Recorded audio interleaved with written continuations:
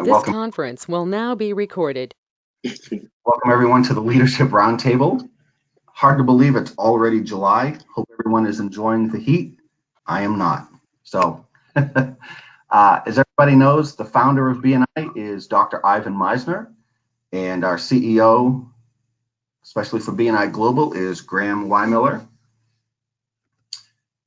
Again, there's my headshot if you need it for some reason. But more importantly, here's our regional team. For those of you in Ozark West, we got Winnie DeWitt, Dustin Latchford doing Central Arkansas, and on BNI Connect considered Arkansas East. Got Casey Howell in the Central Missouri area, Angie Johnson Posey over in Springfield and Joplin now, and then we got Barbara over in Ozark East. So we got all of them on the call except for Winnie. Winnie is running a live event in her area as we speak. So we want to celebrate the chapter traffic lights. Congratulations to the HIT chapter in Springfield for coming in with 85 points. We can see all the other chapters on there. If you need to know how your chapter is measured on this, please reach out to your area director. This is a great guide to see not just how your individual traffic lights work, but as a chapter, how healthy are you and are you moving in the right direction? So please check with the area directors, get more information, because this report is actually a great tool to use to gauge how healthy your chapter is. So we got some cool things that have gone on. If you weren't aware, we had 3 big breakfasts. We had one in Northwest Arkansas, one in Springfield, one in Conway. And I just want to give a big shout out to Winnie, Barbara, and Angie for taking on that massive responsibility. Anytime you make changes in an organization, it can be a little stressful. Add to the fact that the big breakfast was being done in the Ozarks for the first time. So with all of that potential stress, they knocked it out of the park. We had a great turnout at all of them, and the members are even talking about what they're going to do next year. So we're appreciative of their work, but actually all the members that went into designing their booths and really getting the visitors there and doing a great job networking. We really appreciate it, and you guys deserve a round of applause for that. Great job. And for those of you that might not have done a big breakfast or wondering what it is, the big breakfast is to help the community understand how BNI helps. It's not just that BNI has meetings, it's about growing businesses within the community, helping small and larger businesses have more income. That way it helps keep the money in the community and helps local businesses grow. So that's one of the main purposes of the big breakfast, and we'll be talking about that even more in the next coming months. So here are some pictures. We have the Springfield big breakfast. Again, that was with Angie and her team. Northwest Arkansas, that was overwhelming. That was in a good way. I mean, 400 people in that space. It was pretty electric, all the energy in there. And then Conway, again, there's fewer chapters there, but the turnout and the percentage of visitors there was fantastic. And to be able to do it outside, we got a lot of obviously people looking at what was going on and becoming interested in that. So great job on all of those. An extra celebration for Angie, BNI Lebanon Elite Business, or LEB, they did it. They chartered first chapter over there in Lebanon, and they are excited. They are going to be going through phase 3 training. And Angie, is there anything you want to say? Any message?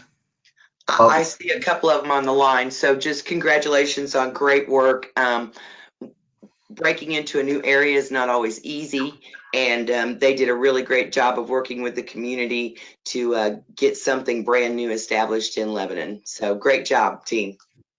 Good. Yeah, we're proud of them. Great job. So just a couple of administrative notes just to remember some things. We have the Friday webinars. You can see all of these events on your BNI of the Ozarks. Go to the calendar tab, click on that and you can see the events for each day. This webinar that's been going on Fridays already is gaining quite a bit of traction, and they've been really informational, and they're only 30 minutes long and they're worth 1 CEU. So you actually get a 2-for-1 deal on that one. So you get a full CEU for 30 minutes worth of being on that call. The upcoming webinars, actually, so we have one today talking about the core value of having a positive attitude. And then on July 19th, we got chapter turnaround, July 26th, relational versus transactional relationships. And again, they're on the calendar. Just go on there and register for them. And then you will get an email prompt to let you know that you've been registered. So in each of the areas, we have some interest groups going on. So in the Missouri area, we have one going on in Springfield, got one in Columbia, Forsyth, St. Roberts, Marshfield, and then over in Arkansas, we've got, I believe, 4 interest meetings that are going on. Hot Springs is another one, and then Bentonville. So I want to give credit to all of the existing members in BNI. The reason we're able to have people want to start other groups is because of the great example you guys set at your meetings. They're seeing what you guys are doing and how it's helping your businesses, and other people are interested in doing the same thing. So I'd like to thank all of you for doing such a good job, and hopefully webinars like this help you guys improve even more on how you guys pass business and run your chapters. If you haven't caught on, there's an automated attendance letter that goes out now, tied in with the attendance. If you have any questions, I know there are some, it's a new system, so sometimes there's questions associated with that. Please direct those questions to your area director. They're better able to answer that, and if there's any confusion, just reach out to them. But the automated letters are a great way to help the leadership team in each chapter create accountability and make sure that everyone is treated fairly and equally. MSP training, an issue that we want to make sure that we focus on. So there's some numbers that come from BNI that let us know that when members complete MSP within their first 30 days, their ability to engage within the chapter and feel like they're a part of it goes up dramatically. Nobody wants to constantly add members to a chapter and have them not renew in a year. So one of the main ways to do that is have them go through MSP. So please encourage any of your new members, make sure it's discussed pretty early on in the process, even in the interview process. Please discuss MSP. And the fact that it is online now, it is a phenomenal training. They've done a really good job. I was with a group yesterday that just got access to BNI Connect, and those that have already taken MSP, they were really impressed with what they were able to learn. And you're looking at it about taking 2 hours. Vice presidents, please keep in mind that on the regional website, you've got the leadership team resources tab. You want to do your work there on the website. Please don't use the Zendesk anymore, because that goes to a different team. We want to use the leadership team resources tab on the BNI of the Ozarks page. Again, if you have any questions, please reach out to your area director, and they would be your contact for any questions on that. And I appreciate all of your guys' work in getting through this process. I know this is kind of a new process. Some it's a lot different from what we've done in the past, but the selection process of the president, vice president, and secretary treasurer, that should all be completed here, and deciding who the rest of the slate is needs to be done by today. So your area directors will be reaching out to you and collecting that data. So here's the main subject that we're going to be discussing today for leadership development, and that's called the extra degree.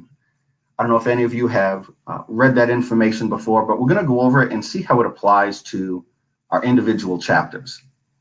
So I don't know if you guys are golf fans or NASCAR fans, but I found it interesting that in the past 25 years, so I'm a golf fan, I'm not a NASCAR fan, so I'll speak to the golf.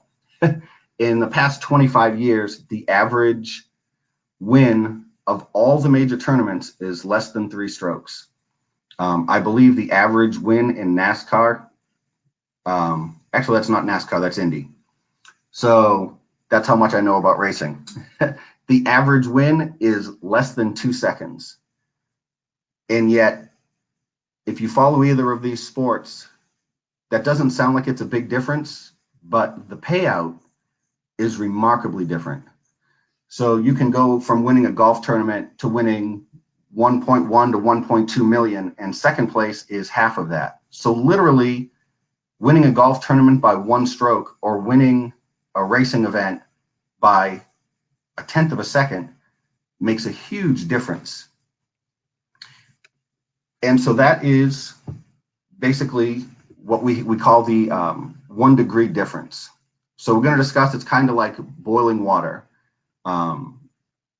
We have this here, this graphic that shows the difference. What can you do with 212 degree water that you can't do with 211 degree water? The interesting thing is 211 degree water will burn you, but can you run a steam engine with it? Or can you use it for the things that you can when it's boiling? And you can't, because that little difference is actually all the difference that you need. So somebody put, I was given this graphic and I thought it was interesting, 98.6 degrees. Some of you might feel like that feels good. I don't think that that feels good. I like colder water. I like 70 degree water. But it feels good, it's comfortable. You don't freak out when you're getting in, doesn't feel cold. Again, 211, it's hot. I don't think anybody can get in 211 degree water.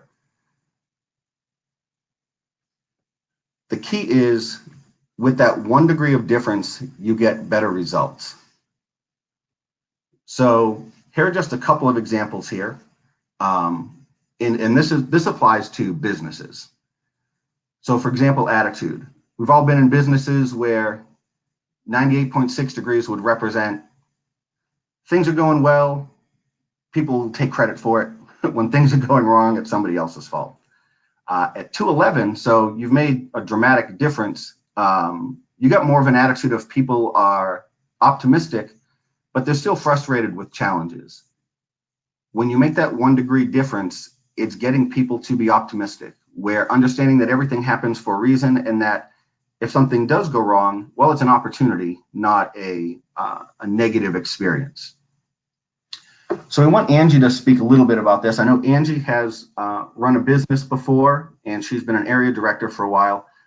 Angie, do you have any experiences in your business where making just a very small difference or a small improvement made the biggest of differences? I do actually. I remember a time when I was supervising retail sales, and the employees were paid, but they made more money on commission in addition to their regular pay, and had a young man going through a really rough time at home, and he would come dragging into the store, look like a country music song, my wife left, my dog died, and it just oozed out of him. He just wore his heart on his sleeve. And had a little chat with him about, I understand you're going through some very rough times, but how it could affect his business life. And he wasn't making as much money because he wasn't getting commissions, he wasn't making as many sales. And we just had a little chat about that. After we visited, he came in the next day with it shook off. He still had the problems, but he shook it off. He smiled, his posture was straight, he engaged his customers, and bam, that attitude change made all the difference, and he started making money again. He had more money to pay his attorneys, so he was happy about that, going through a divorce.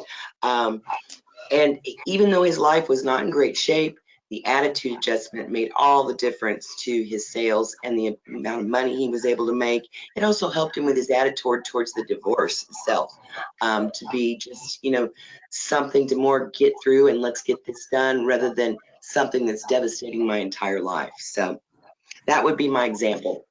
is an attitude adjustment, a very small amount. Very cool. A couple of other examples, you can see them on the screen. I just want to go over one of them. A big one for me is communication. Communication is one way, usually top down, when things are running, they're comfortable, but not great. At 211 degrees, you notice that communication is two ways. So top down, but also there's communication from below and they can reach the top. But at 212, I like how they discuss communication as 365 degrees. Clear communication between everybody. In business, that's key. You don't want to just communicate to your employees. You want to make sure there's communication between any vendors, management, customers. And when that's done, there's a huge difference between just communicating between your staff really well.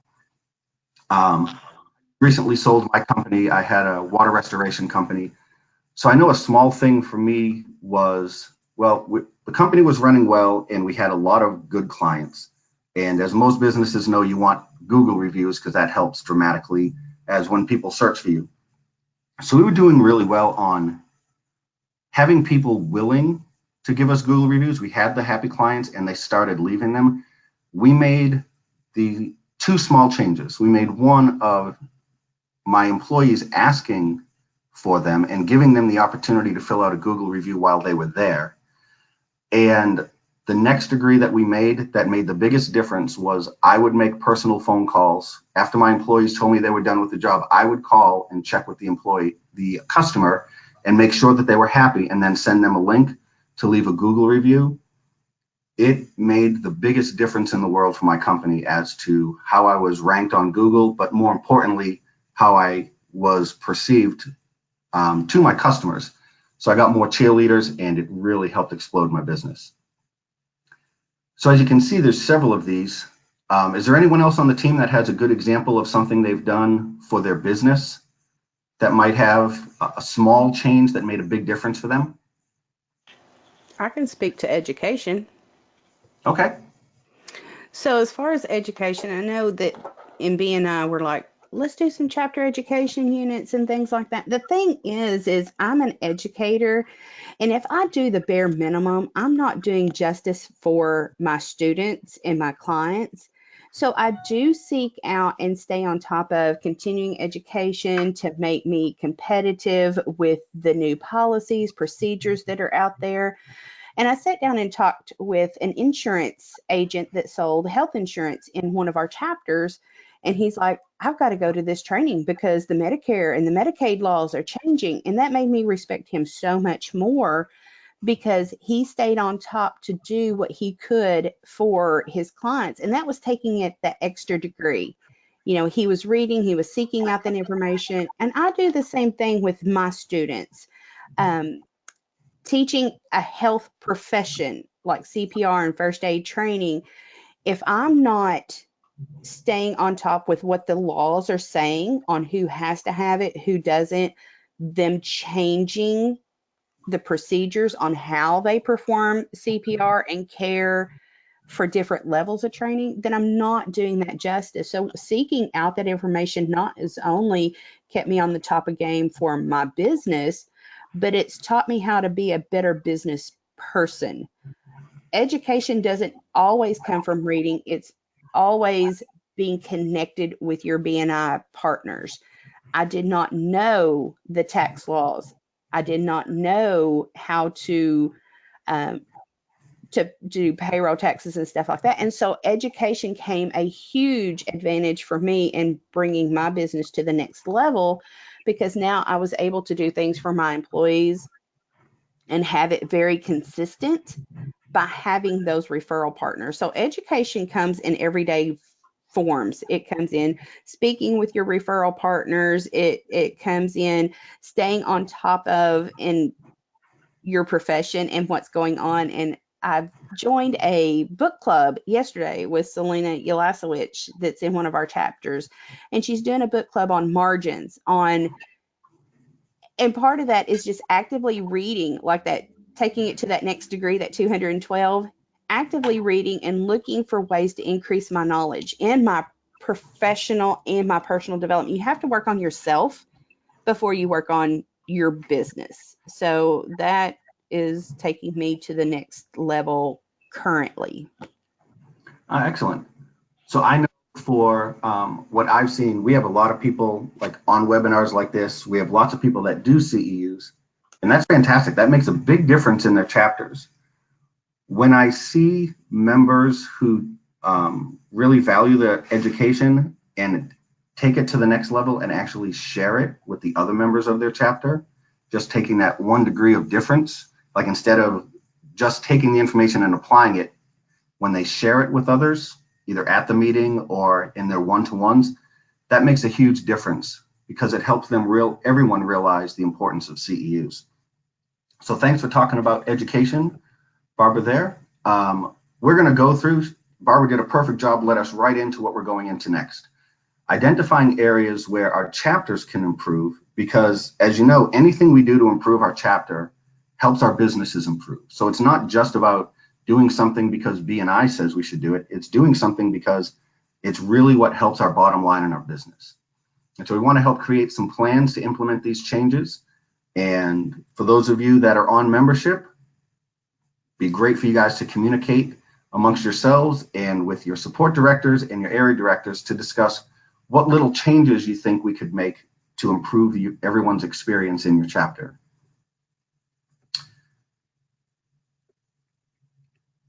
Sorry about that. So we're going to go into a couple of topics in the chapters, and Angie is going to discuss with us what an visitor experience in BNI looks like. So there are several things we're going to discuss. We're going to discuss visitor experience, attendance, referral qualities, mentor programs.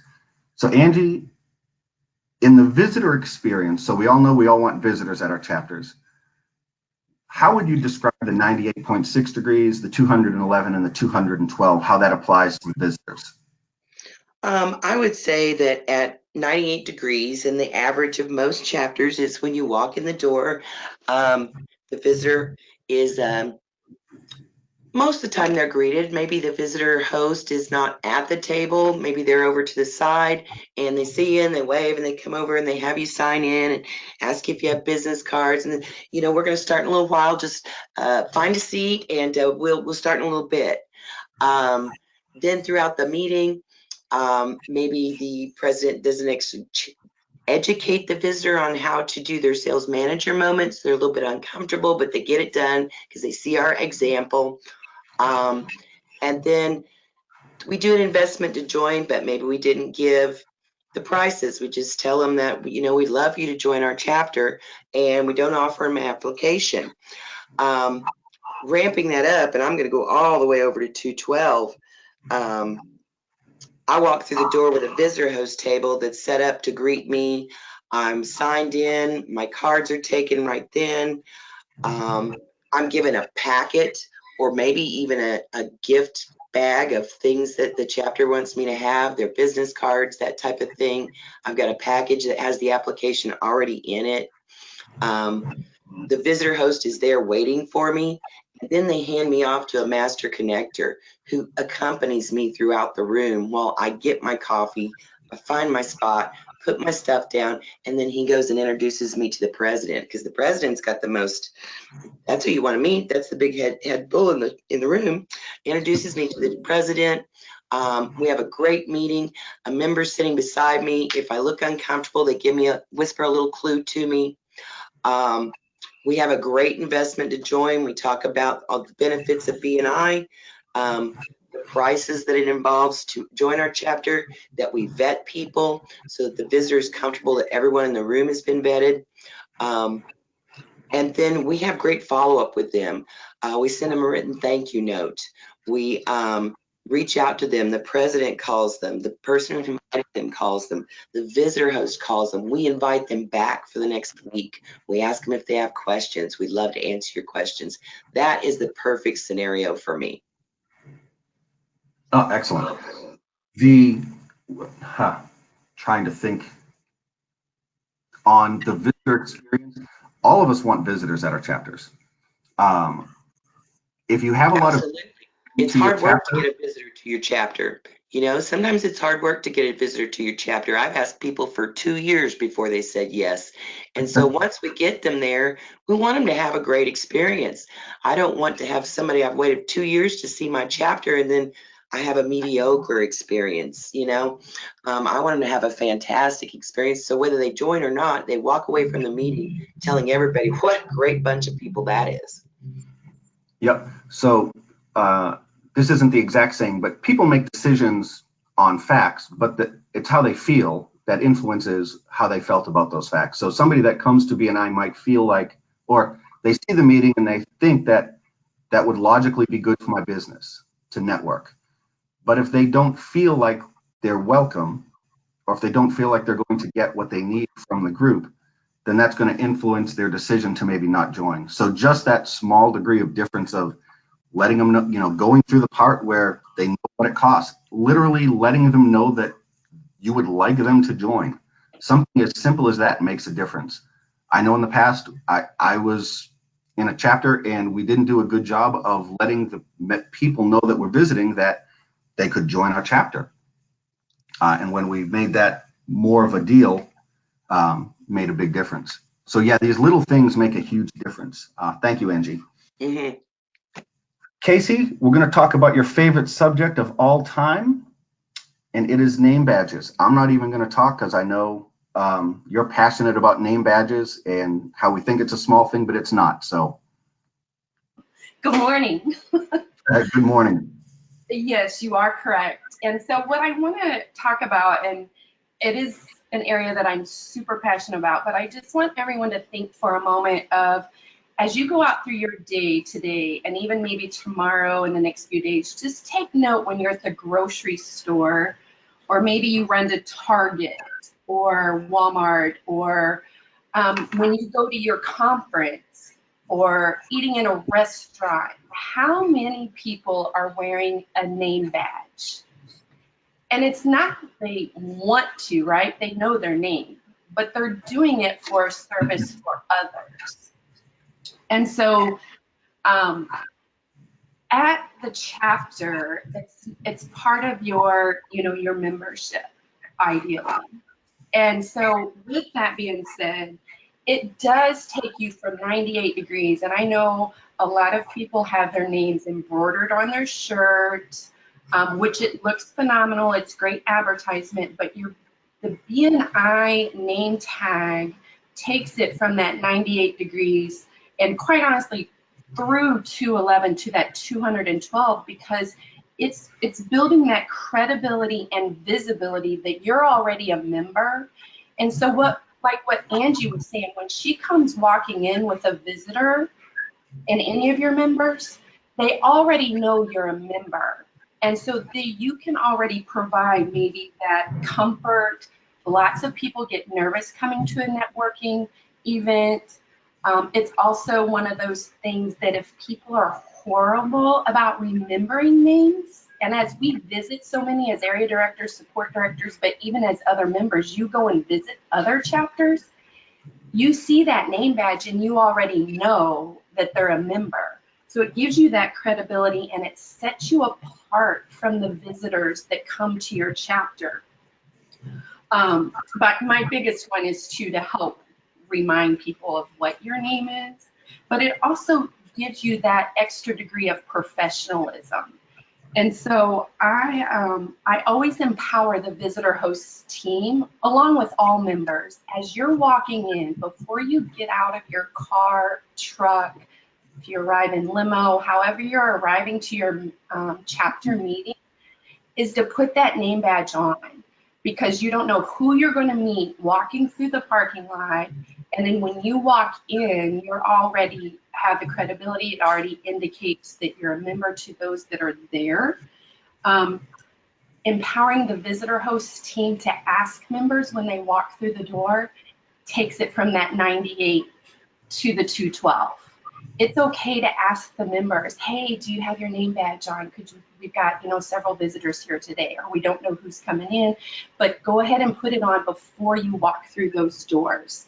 And so, yeah, it's one of my things, because it's what I'm looking for as well. When you have 300 people, and you're looking for somebody specific, it just sets you apart, not only again from the visitors, it gives you credibility. It's like the 6-star when you're reading, like hotels and different things like that. You're a member, so it's got that professionalism, credibility, and for those that can't remember names very well, it helps to remember that. So that's my, yes, near and dear name badges.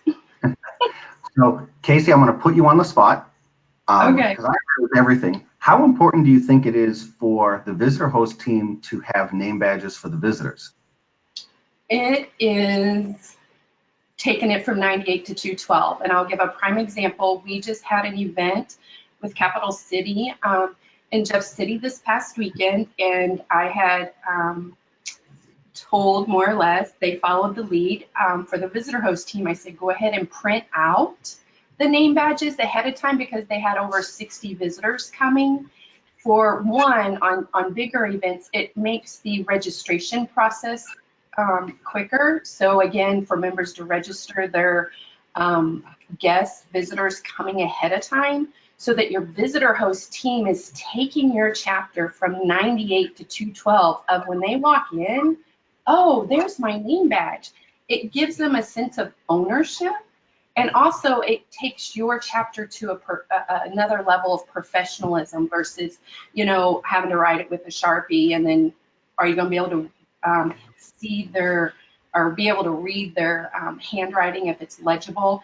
It just gives it another professional that you were prepared, that you knew that they were coming. And so, you know, not everybody I know gets registered early. I understand that, but for the majority of it, and they were just like, wow, that really looked great walking around and then knowing their names so that when you're having those side conversations during the networking, you might draw a blank and being like, I just met 15 people, but what was this one person's name? So that you can build that credibility with that person. So it is phenomenal for visitor host teams to have them. I prefer, if you know, to pre-print them because it makes the process quicker, and then that way you can take them on and introduce them to either their visitor or maybe it's the member that would be a great referral partner to your leadership team. And then if that timing kind of speeds up because they can just already see what their name is as well. Yeah, I would definitely be impressed if I showed up to an event and I registered and they had a name badge for me. Like, right, oh, well, right. they And knew I most was coming and they were ready for me. Exactly. And just like when you go to a conference, you know, when I go to my own personal conferences, they've already got my name badge ready. And I'm like, if they didn't, I'd be like, what's going on? Like, you knew I was coming. I registered 6 months ago. So yeah, it just takes you from that 98 to 212 of professionalism. Awesome. Thank you very much. So Dustin, talk about attendance. He's the only one that apparently pulls up to BNI events in a limo. Dustin's going to talk about going from 98.6 to 212 on attendance. Absolutely. So one of the things that stops your name tag from actually working is if you don't wear it or show up to the meeting. So that kind of leads us into attendance. I think for attendance, it's one of the things that for a lot of chapters can fall below 98 and, you know, really hurt or kill your chapter. So I think 98% attendance looks like this. The members of the chapter show up often. Use a lot of substitutes. We may not be using the substitute policy as effectively as we could, but they show up to the meeting. And I think 211 degrees is the membership committee is holding, and the leadership are holding the members of the chapter accountable, because we know that if people show up to the meeting, they're going to be successful. So the membership committee is doing what it takes to get people to show up to the meeting. The people in the meeting know that if they don't show up, there are consequences for that, which is going to help your chapter out a lot. 211 degrees is great, but the 1 extra degrees is whenever the members of the chapter understand the why behind why you need to show up to the meeting. Not just, hey, if I miss, they're going to kick me out. It's, I shouldn't miss because what's good for BNI is good for my business, and what's good for my business is good for BNI. So being at the meeting and getting that credibility with your fellow members of being a person who's going to be there and show up and follow up on referrals, because of your visibility, which helps you build your credibility and your profitability. Having those things aligned throughout the chapter and everyone understanding the why and helping to encourage people and lift people up when they are struggling with their attendance is the next level of things that make chapters, I think, really, really successful, and making sure that they're coaching all their members on not just, hey, we have this rule, here's why we have it, and here's how it's going to help you. That's the step. That's the 1 degree that really changes and makes all the difference in the world. And BNI is not just following the policy, but letting people understand why. So Very cool. And that's going to be a big part of what our fall conference is and the training that we're going through starting next week as to better explain the whys as to why we do some of the things that we do. Thank you very much. So I'm going to cover growth. So at 98 degrees, average chapter is having visitors, and people are bringing people. Maybe they're bringing their family, friends, past clients, and that's great. We want visitors there in any shape or form, because not even if they can't join, visitors, as we know, seem to average about $1,000 in thank you for closed business for members of the chapter. So bringing somebody is a great idea. But if you want to grow, you got to go to that next level of bringing people. So I know a lot of our chapters do visitor days, where you basically just invite anybody and everybody, and we have events where there's up to 100 people extra in the room. And I know that is just an awesome experience to be a part of. I know chapters really appreciate that. There's a lot of excitement about that. Going to 112 degrees would be being more specific. It's what BNI has. They're called stack days. So we know we have our contact spheres, and we know that if a chapter is balanced well, contact spheres are where you should get the majority of your business from. Up to 75% of your referrals should come from your contact sphere. But if you only have 2 or 3 people in your contact sphere, it's going to limit the amount of referrals you can get. So instead of just having visitors come randomly, a chapter can work together, especially a contact sphere can work together and think about, who do we want to add to our contact sphere, and getting really specific on it. So if you have a chiropractor in the group and they want to add a massage therapist, identifying which massage therapists they're going to invite, and invite everybody in town to your chapter and let them compete for the seat. Let them see the value of working with that chiropractor. So it's literally just going to that extra step of being more specific. So I can't see my screen. Angie, has anyone any notes or anything? Because if anybody has any suggestions as to what they've done to make a small difference in the chapter, but it had big results, we'd love to hear it.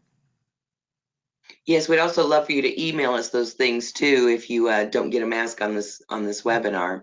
You don't have any questions right now, Dave? Okay, I meant to ask for them earlier. So if you have any suggestions, that'd be great. I do want to talk about one common theme with all of these. And Angie, Barbara, Casey, Dustin, if you want to chime in, just feel free to do so. I feel like everything, to get to that 1 degree, everything is much more intentional. Like it doesn't just happen. It's something that there's more of a plan behind it. Do you find that your chapters are able to do that and feel the value in being more specific in their activities? I've personally never seen a chapter grow by accident. But almost having that plan and being specific about the plan, about what you're going to do to achieve those results.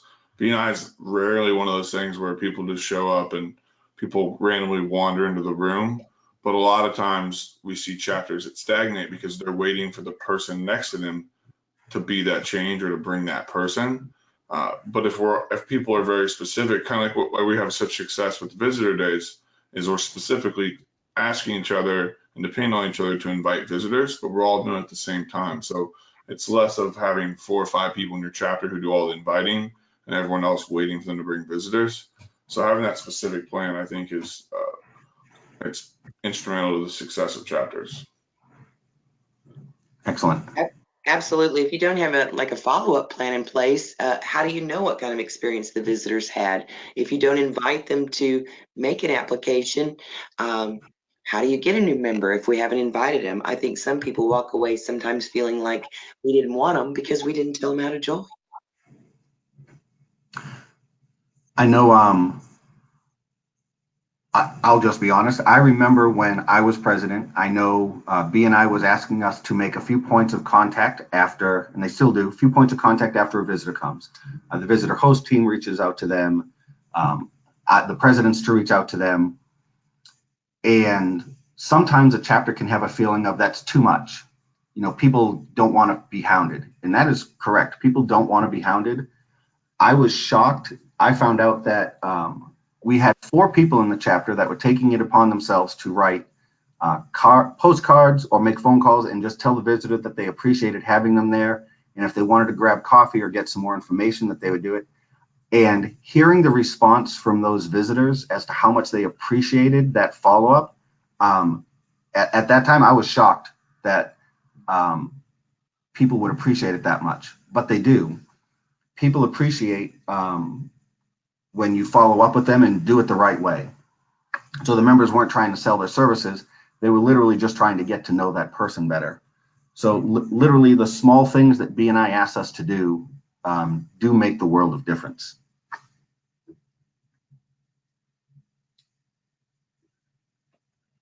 Let me see.